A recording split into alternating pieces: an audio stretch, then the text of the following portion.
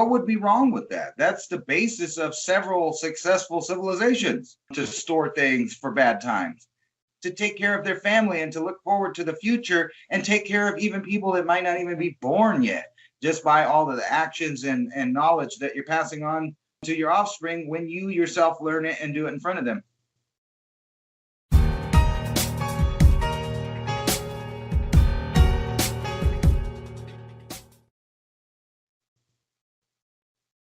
Yeah, those theorists, you know what I mean? I mean, geez, all they do is get like information and compare it and they come up with their own conclusion. We can't allow that. I think people could, like with our technology, I think we could all live in caves, though, if you would get over the claustrophobia and if you realize we have to do this. Say you had good information that it would be 3 years before there was a summer. There was so much junk in the atmosphere from whatever caused it. Maybe it was a volcano, maybe a rock hit the earth, whatever it is. And you knew for a fact, I have to stay in here with my 25-year supply of storable goods here, and I have to drink this filtered water, and we're not going to get any sunlight, so we're going to have to daily dose ourselves with vitamin D, and you're going to just have to sit in there and look at the walls. Actually, a lot of people have done this. If you believe in people in space, they do it. And then there's also people that have been locked away for one reason or another and have had to learn how to do that at the will of nature. And then they were at the will of criminals. And then they were at the will of government. And that's not a place that you should ever want to be, ever. Never, ever. Oh, and speaking of scales, if I got stuck down in a cave for 3 years, how many kilograms of mushrooms am I allowed to bring with me? Because staring at the wall down there, you see a lot of that during times of cataclysm and during times that people would run into environs that are, say, claustrophobic. Seems like they had a lot of huge, gigantic leaps in terms of reconnecting back to source and back to the river of consciousness. Yeah, you would have to stay sane. But I have thought about that. And somebody told me today, that there's a new lifestyle on the verge of being created. And it has a saying already, screw this, I'm going to the hills. I'm tired of paying bills. Solar's not going to work. You mentioned that right there. If we do get some sort of large volcanic eruption, which happens every grand solar minimum, I mean, these are on cyclical clockwork patterns of eruptions. Through history, if you look back, you can see the rise and the fall, at least in the smaller interim of collapse of economies across continents based on volcanic eruptions on the equator, your solar panels wouldn't produce either. So a lot of people who are relying singular on solar, you might want to think about a backup plan B. Like a greenhouse would be great. You could keep the volcanic ash off it, low light conditions, you could grow certain types of plants. But to heat it in the winter, if a lot of people are going to rely on solar to do that, you might have to think of something different. I mean, solar intake would be knocked down 90% on those kind of conditions you're talking about for 3 years. Plant life wouldn't do too well, but you'd probably have a lot of dead trees laying around you could heat with. And if some way you could get that to blow into your greenhouse using heating, you could probably find a 55-gallon oil drum and convert that into a wood-burning stove to pump heat into your greenhouse. We can either get reset or we can all reject. So why don't we, instead of call it the Great Reset, where we all seem to be the victim of these elitists trying to play God on this planet, why don't we just say we all reject everything that they're doing, because the power's with the numbers. And a lot of people have forgotten that. If we all want to say no, stop, there's no way anybody can enforce anything. Because when I look at cryptocurrencies as one of the antidotes to a lot of this, Ethereum has now eclipsed Walmart in market cap value. So it seems to be a trend. I know it's a corporate thing at the moment where a lot of corporations are using their excess cash on the balance sheet to purchase crypto to drive the price, to also allow corporations to seemingly make profit in a dead economy world. It's almost like the world's being tricked on a balance sheet now by corporations buying huge amounts of crypto to show a positive balance to make their stock worth more. So we're kind of in this conundrum circle of things for the next few years at least. But I do believe we should just opt out and say no more. I really think we should say no more. We need problem, rejection, our own solution, versus that whole problem, reaction, solution. Their problem, our rejection, our own solutions. And this is the way I think we need to start heading down the direction, is to change the mind frame to we reject what's coming out that's not good for our minds, for our bodies, for our spirits, for our countries, for our children. I do agree with you about saying no. I just think that there's only one reality problem with saying no, is that if everybody decides to say no, they're choosing to kind of go down that path. And that path is not an easy one. The people that are used to you bowing and folding to them are not going to take kindly to you saying no. And every time anybody ever has actually said no and demanded or declared that they have their own rights, hard times follow after that. And people have to be prepared for that also. But you are correct that there's only one way things ever stop, as far as anything I've ever read in history, and that is when a large amount of people decide that they want to opt out of whatever it is that they're dealing with. And then you have the AI to deal with, that's kind of the intermediary between the authoritarians and the peasants. Now at this point, we're there. But it's a necessary evil to eventually say no to certain things. After all, we are just an animal, and every animal will fight for its survival when finally backed into a corner. For some time, until it was squandered again with the ease of life. So what do you see coming then? Okay, you've been pretty knock on different events you saw coming in the future, the way society might morph and bend. Can you look into your crystal ball and give us another 2 to 3, maybe 5 years out? What are you seeing out there? And I know you can't go as deep and big as you want, because we're live streaming on YouTube right now, 420 TV Freedomist Film, 1776. In my crystal ball, I see massive reduction in population, and they're going to blame it on a series of calamities and problems. However, this was already coming at this point, and I think it's really bizarre. Wrap your head around this.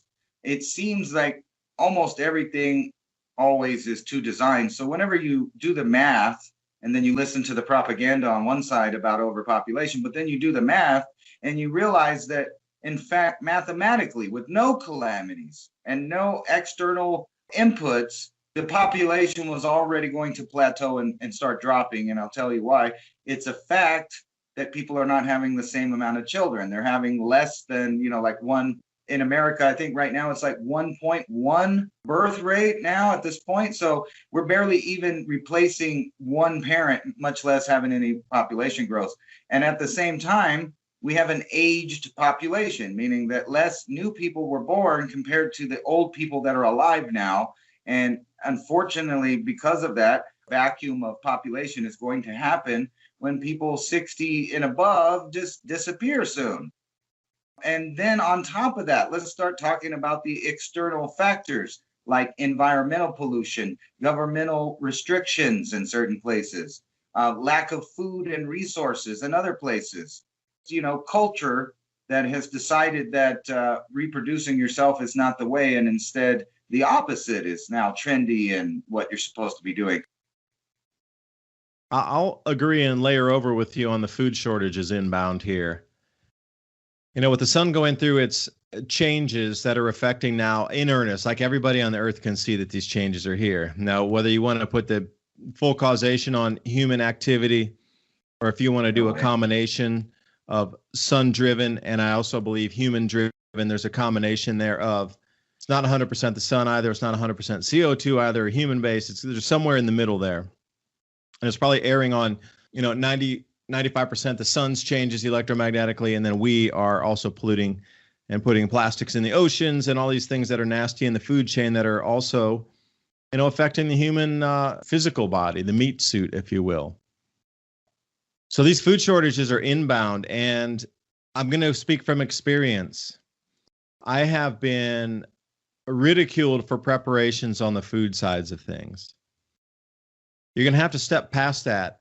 And in your mind, just accept it that people don't understand. They're stuck in the normalcy bias, and that's cool. You got to lump the normalcy bias people in with whatever you would feel that, okay, well, they're stuck mentally in the place that they think everything's going to be that. Maybe that's a safety mechanism for a lot of people, that they need to remain in that same place of safety and they can't deal with external things that are going to be going on in their lives. That's fine. But when you get ridiculed because you're trying to prepare too much, or, trying to do too much, why don't you take a break? You're working too hard right now. You're trying to get the greenhouses up, get the beehives out, get the orchard up, doing all these other things, getting the gravel road in, getting the well in, doing all this, putting hoses down the sides of the creeks to try to harvest rainwater, building a pond, putting all the extra fields in the back, all this stuff. You're working too hard. You need to take a break.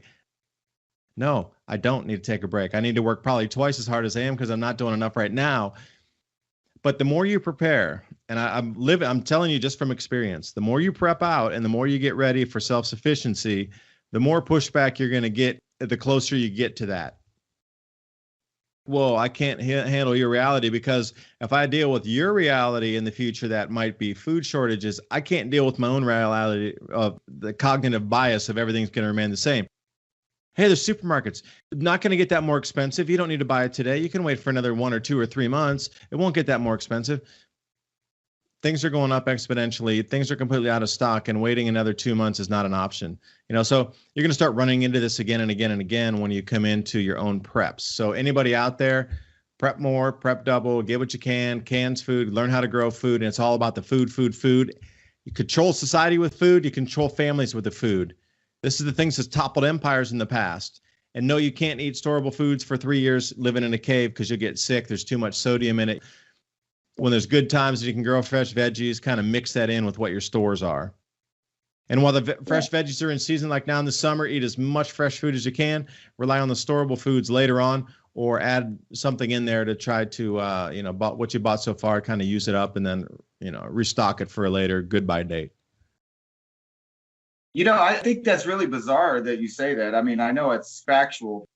They know that you're doing something that's worthwhile, but what bothers me is, who cares if you don't believe that some kind of problem, catastrophe, or whatever's happening? Maybe you don't even believe, that that's going to happen. What would be wrong with forming your culture, and I mean that literally, your culture around prepping, so that it doesn't ever matter what happens?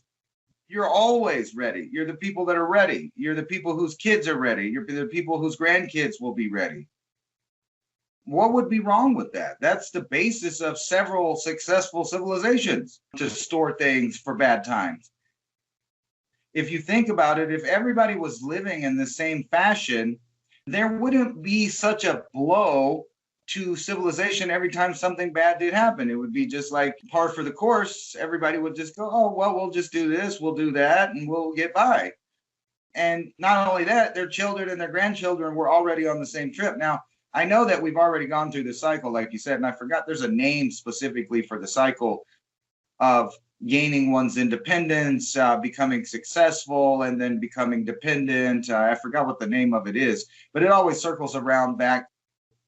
Is that the fourth turning, or that's more of an economic sphere of thing? It relates right into the fourth turning, but I know there's a specific label for that, how society does that ebb and flow.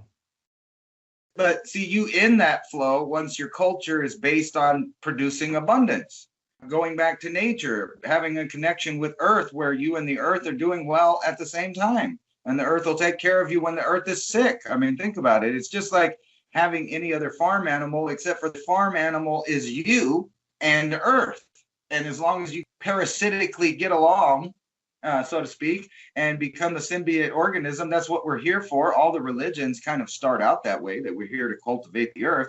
So I don't see why it's so bizarre that we got to a place where people are bucking the norm to be agrarian, bucking the norm to be prepared, bucking the norm to have abundance, bucking the norm to teach other people.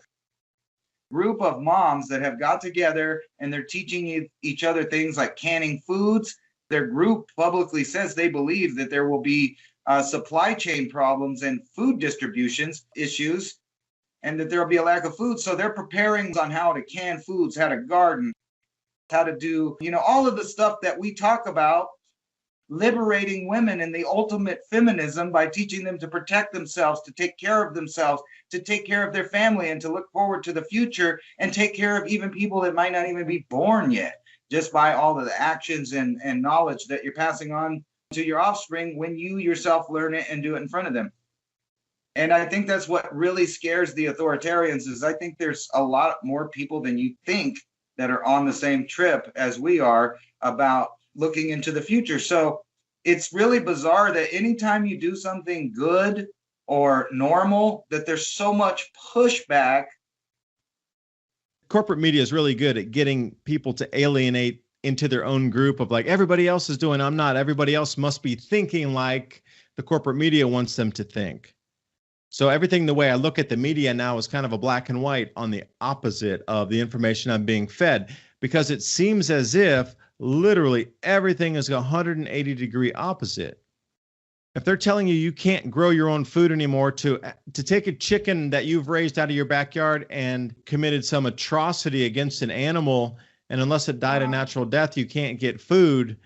We've gone into so far off la-la land here that this is a non-human entity controlling this planet, or trying to.